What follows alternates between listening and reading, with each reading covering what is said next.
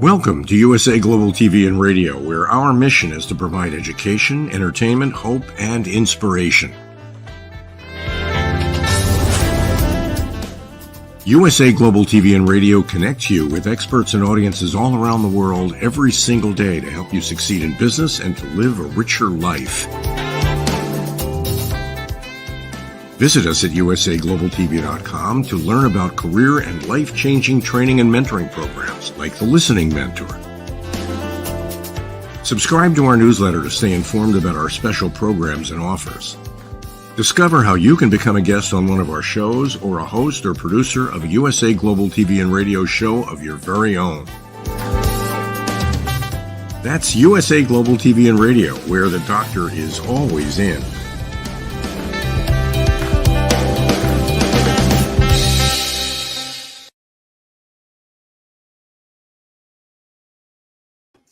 Howdy all, red.olaughlin here. Welcome to Talking Heads, a program that's produced by the USA Global TV and Radio Network and the E360 TV Network. I'm here in Houston, Texas, paradise, little P. Weather's just starting to change and I'm enjoying every moment of it, getting yards and everything done. But today we're on a different day because unfortunately I have to go to a funeral tomorrow, my normal day, but those things happen and we just adjust. I'm very fortunate to have USA Global TV and Radio Network that will accommodate those slight changes. So we're talking about, let me get my slide set up here. Boom, boom, boom. There we go. We're talking about STEM and physical health.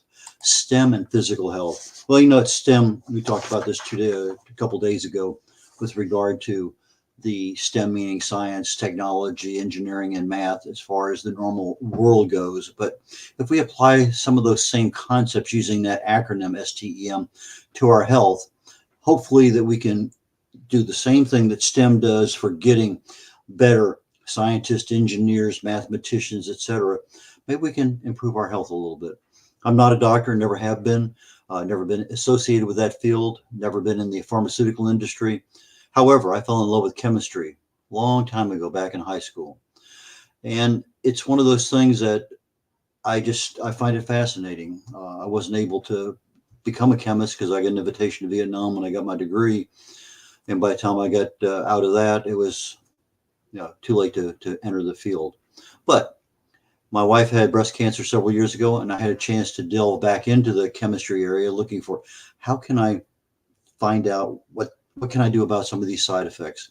And my love of chemistry resurrected, and that's what I've been doing ever since. I researched the human body at the cellular level, chemically speaking.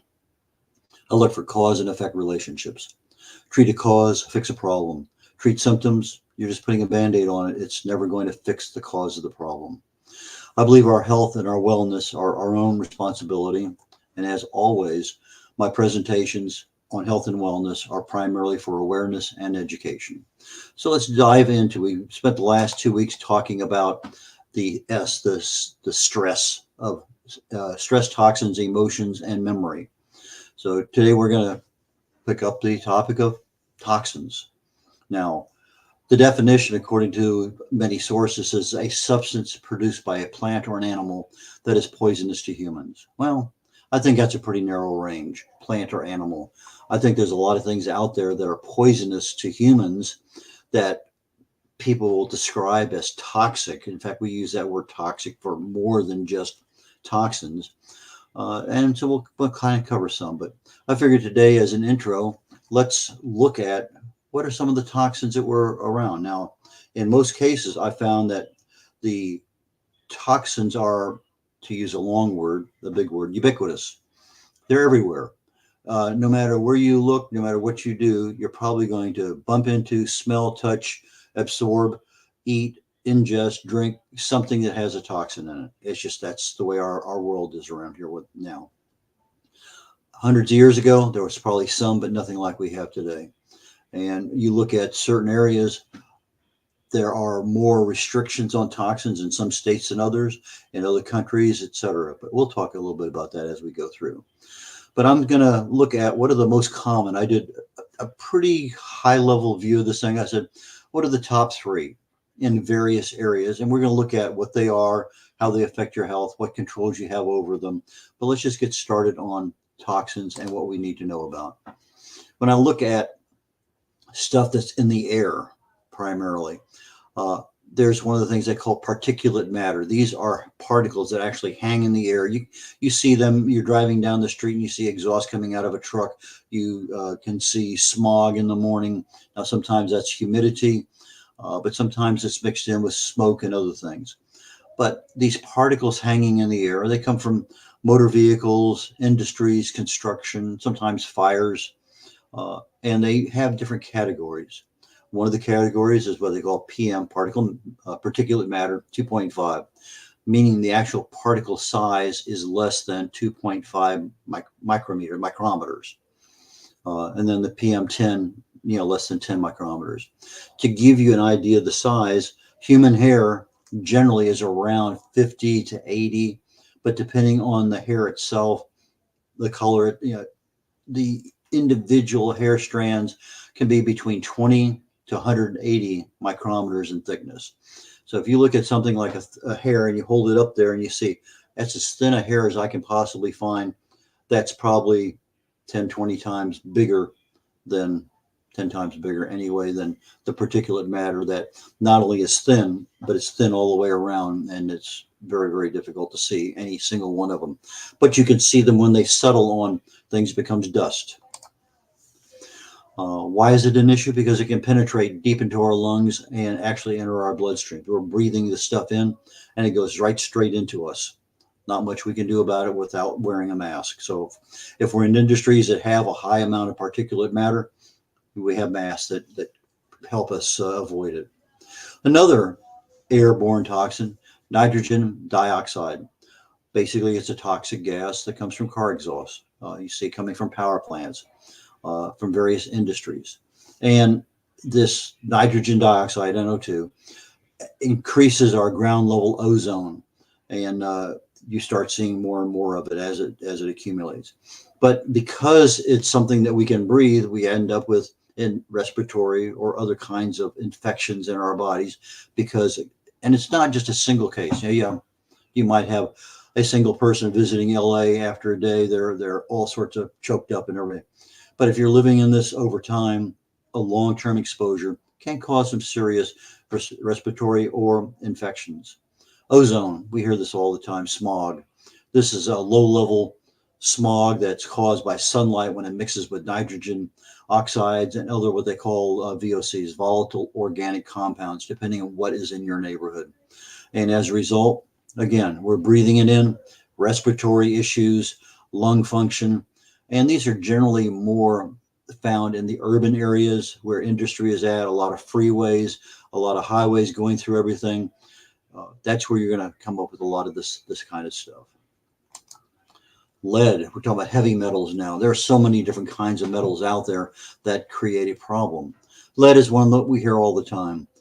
Back when I was a kid, I guess lead was used on baby cribs, and the kids would chew on the edge of the bassinet or whatever they were in. And that became a big issue back when I was very young. And they had to get rid of all the leaded paint that was going into those kinds of things. But lead is still used in paints. We find it in contaminated soils, water pipes.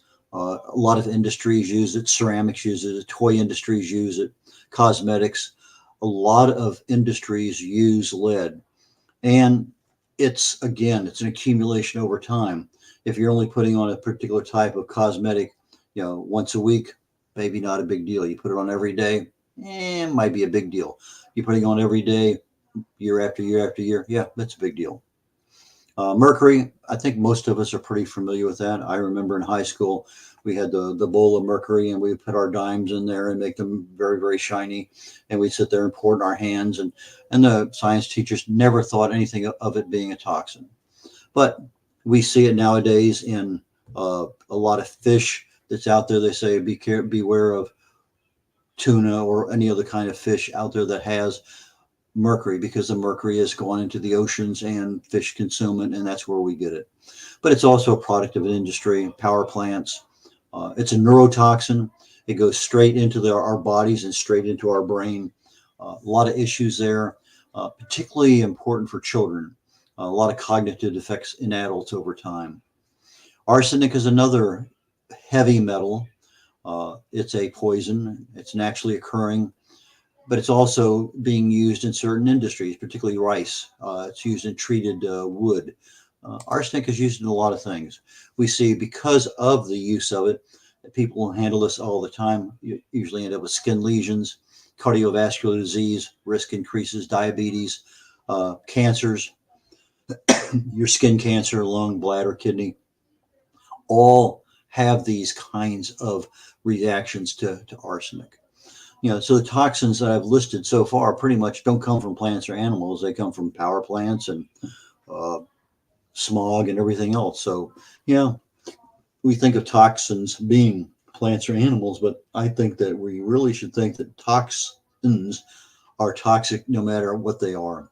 So we start opening that window for toxins and we start looking at what else is out there. Now, we have over 1,000 approved toxins for our cosmetics and food industries. Yet Europe has hardly any at all. I mean, you're talking about a dozen or two or three, maybe at most.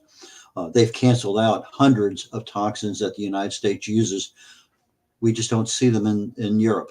The same product made by Kellogg's or any other company that manufactures a product in Europe and a product in the United States, labels are identical except for the ingredients. This one will have 5 ingredients. This one will have 15 or 25. And that's the difference in the two. California has some very strict rules on what carcinogens can you add to things. We have a lot of things we use that are known carcinogens, yet they still go in products. When I buy ice cream, one of the things I look for is carrageenan. I will not buy anything with that in it. It's just one of those things that I look at labels and I get very leery. I pick up a label and it's got 25 products in it. I know I'm going to find something in there that is something I don't want. Let's talk about pesticides. You spray something on your foods, the crops in order to get things. Well, yeah, it kills a lot of bugs. It destroys their nervous system. In some cases, it destroys their reproductive system. I was fortunate, if I can use that word, to have German cockroach invasion prior to COVID.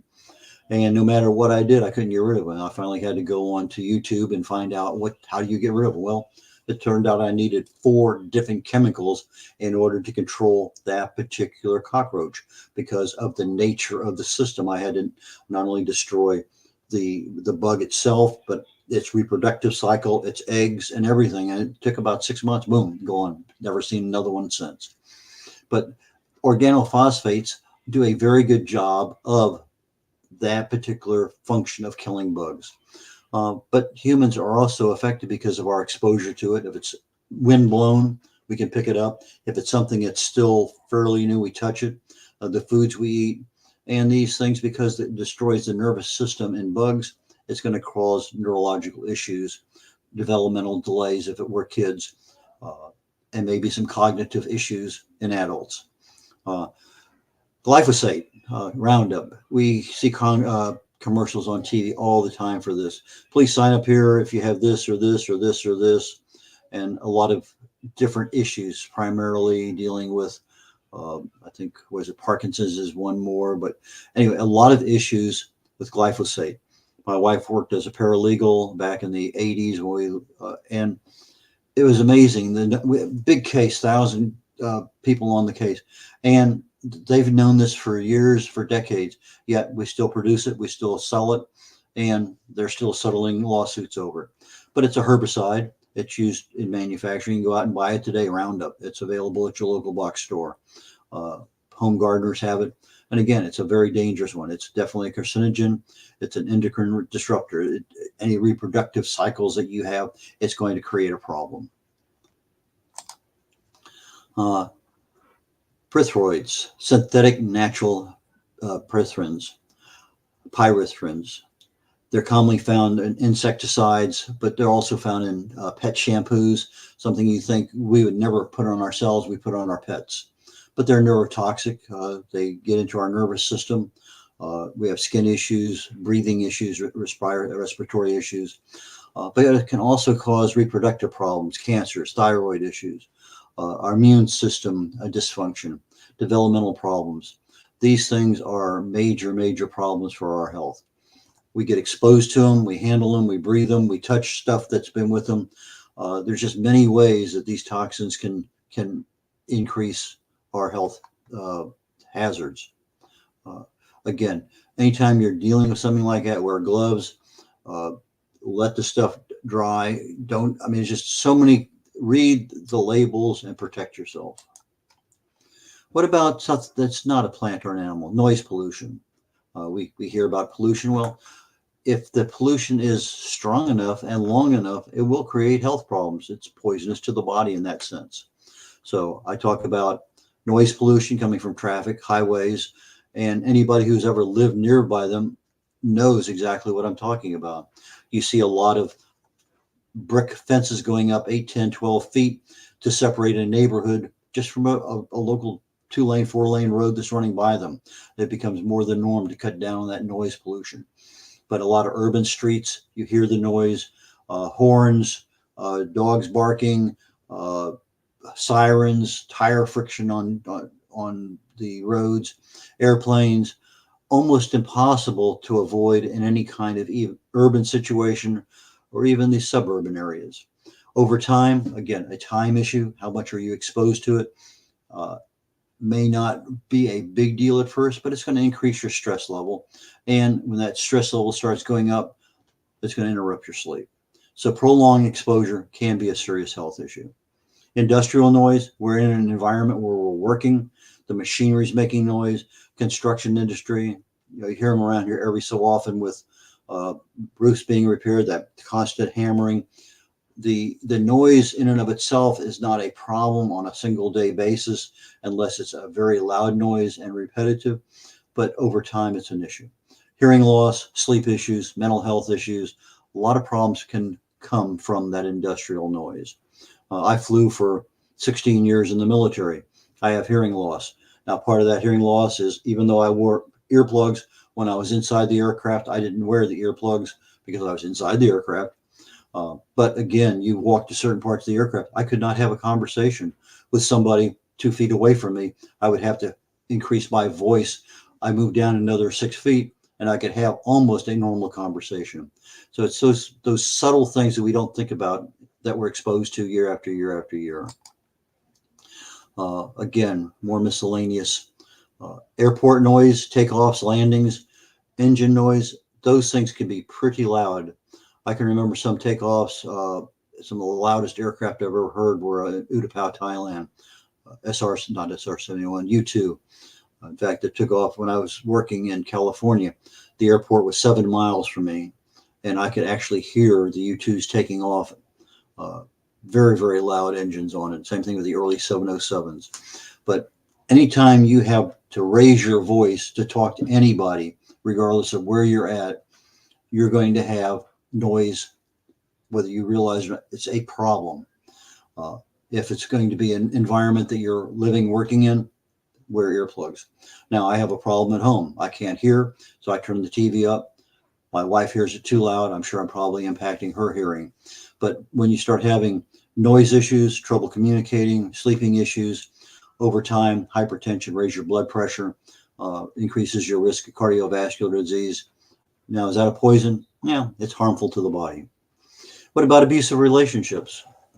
You have physical trauma, emotional, psychological, sexual, financial. It's all about control. Abusive relationships, sometimes they don't start out that way, but over time they evolve, and one person controls another person far beyond that level that two people should. You end up with a lot of issues. PTSD can relate from that. Physical injuries, chronic pain, substance abuse. A lot of things come forth from that kind of environment. Are they a toxin? No. Are they toxic? Yes. Is it something you can control? Hopefully, yes. Codependent relationships. Here's another big one. This is where one person relies excessively on another. And when you start having that, you sort of lose your identity. Everything goes to that other person. Your self-worth, your identity, your emotional validation. A lot of issues start to develop with these codependent relationships. You know, sometimes this develops out of a parent and a kid with a child with, not child, it could be a young adult that has drug issues or some other addiction to something, gambling, whatever it may happen to be. There are things in there, but what you end up seeing is enabling or neglecting a lot of guilt issues, anxiety, inadequacy. Mental disorders lead to depression, chronic health issues over time. Never a good place to be. And I plan on getting into most of these things and saying, how can we minimize it, mitigate it, get rid of it? But right now, this is just an introductory. What's out there that's toxic to us? Another one of these non-toxin toxic issues are what they call unsupportive toxic relationships, jealousy, manipulation, competition. Now, friendly competition is good, but competition can turn ugly in a hurry. It's one of those things they call emotional vampirism. But it's a constant or continual drain of your emotional energy. You say, I don't want to go there, but you go there and you feel drained by the time you leave. It's almost impossible to get away from whatever that particular situation is. It erodes your self-esteem. It fosters negativity. It hinders your personal growth. It does nothing good for you. It increases your stress, anxiety, depression. And over time, you find yourself more lonely and isolated. Again, choose your friends wisely because they're the ones that help you get through those bad times in your life. Okay, let's talk a little bit about dietary issues. Those are the things that probably most people think about when they think about toxins. I think about toxins, first thing I come to is diet and personal care products, cosmetics and things like that. That's what I think of first. Secondly, I think about, well, lead and air and other kinds of pollutants. But when I think about dietary toxins, there are thousands of them. There's an unbelievable number. One of the top three are trans fats. These are your unsaturated fats that have been hydrogenated. We've added extra hydrogen to them. And in the process of doing that, the actual oil fat becomes a solid at room temperature. And when they do that, it increases the shelf life. I can store it for a long time without it becoming rancid. We see this in a lot of processed foods, fried and baked, margarine, snacks. A lot of things that we want and use and love have some level of trans fats in it, but they have to be labeled on the label of the product. But if they're less than 0.5%, they don't have to be labeled. So there may be some in there and you never know about it. But you see increased risks of heart disease, stroke, diabetes, and other kinds of ailments because of these trans fats. Added sugars. And sugar has probably 3 or 4 dozen different names. Just because it doesn't actually say sugar doesn't mean it's not in there. When you look at the label, it goes by percentages of whatever they happen to have in there. If the greatest percentage is water, that's going to be the first one. The next greatest percentage on down. And they may have sugar here, sugar here, sugar here, sugar. There may be 4 different kinds of sugars. But sugar in the processing of food, the preparation of food, in drinks and baked goods, lots and lots in desserts and cereals and sauces. It makes things taste good. But again, excessive amounts over time can lead to many diseases. Is a donut bad for you at one time? No. Is a donut bad for you 3 times a day? Is it bad for you 3 times a day every week, for the next 2 years? Maybe start having a problem. Again, it's how much and how long do you have it? Highly processed foods. This is 1976. They went back and did major studies and said, when we came out with our really highly processed foods, we started additives, preservatives, flavorings, all sorts of stuff, salt, sugars, unhealthy fats, artificial this, artificial that. They decided that was the absolute #1 cause of obesity. And we've seen that in just about every country in the world. When the standard American diet gets imported to some other place in the world, India, for example. Before that, they had coconut oil, not a problem. You start adding in all these other things with the packaged goods. If it's in a package, a can, or a jar, chances are there's something in there that's preserving it, making it look good, making it taste good, making the texture in your mouth just so unctuous you need seconds and thirds and fourths. Anyway, so let's talk briefly about, we got enough time for that. Personal care products, parabens, lots of them. It's a synthetic preservative, but they're known hormone disruptors. It mimics estrogen, creates a lot of problems in reproductive systems. But personal care products, your shampoos, your underarm deodorants, stuff you put on your bodies.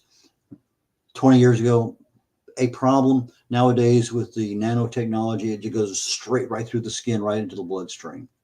Phthalates. I used to think that was a neat word because of the pH, TH start to it. But phthalates soften and make things more pliable, more flexible, but they're also known hormone disruptors. Formaldehyde is a preservative. It's a known carcinogen. A lot of respiratory and allergic reactions with it. Let's jump into the cosmetic industry. Heavy metals, we talked about that a little bit earlier. Your lead, your mercury, your arsenic, cadmium, chromium, they all accumulate in the body over time. Can't get rid of them easily. Become serious health risks. They have these things called coal tar dyes. Phenylenediamine and other labels, CI with 5 digits. These are, in most cases, carcinogens, but they haven't tested every single one of them. A lot of problems with them. They have a formaldehyde releasing preservatives. It extends the shelf life of items, prevents bacterial growth. They're also known carcinogens. And our cleaning products, chlorine, ammonia, and phthalates. With that, I'm going to leave everything there. We'll come back, just absolutely close this part out and start with the next section. So with that, join me next week, regular time. And again, please take a look at us on the USA Global TV and Radio Network and on the E360 TV network. Take care. Have a wonderful time. Bye now.